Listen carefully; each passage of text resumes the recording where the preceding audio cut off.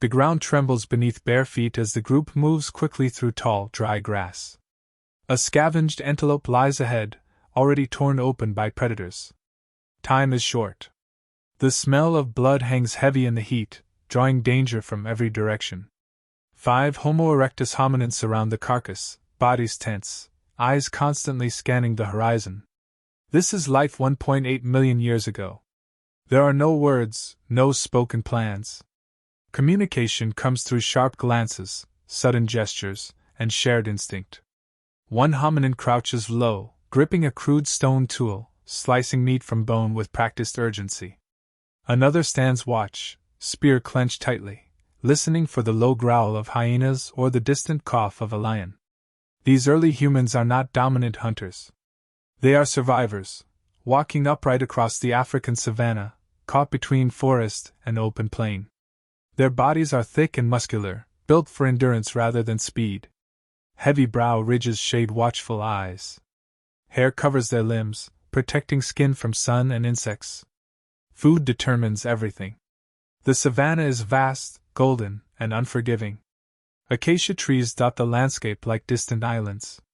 Waterholes are few, and every journey between them is dangerous. The group cannot linger. Meat is torn free and clutched close to the chest. A sudden cry, sharp and urgent, signals danger. Hyenas appear at the edge of the grass, their laughter echoing across the plain. The hominins retreat together, backs turned inward, refusing to scatter. Unity is survival. The carcass is abandoned. The cost of hesitation is death. As the sun climbs higher, heat presses down mercilessly. Thirst becomes a threat equal to predators.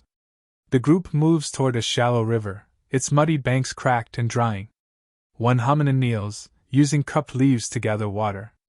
Another keeps a child close, guiding small steps away from deep mud and exposed ground.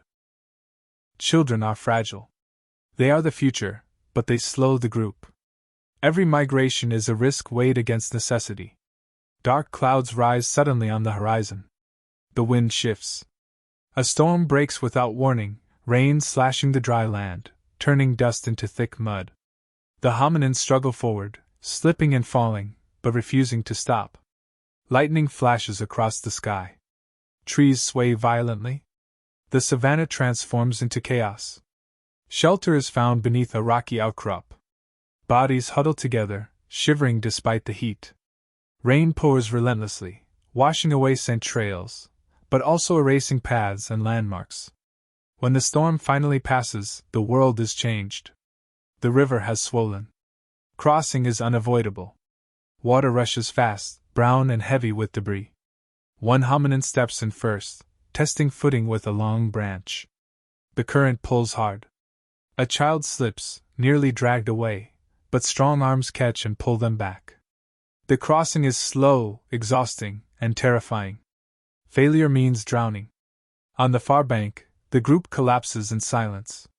They are soaked, bruised, and alive. Night approaches quickly. Without fire, darkness belongs to predators. The group moves again, finding refuge in a shallow cave overlooking the savanna. Inside, the smell of earth and old bones lingers. They press close, sharing warmth, listening to the sounds outside: roars, howls, movement in the dark.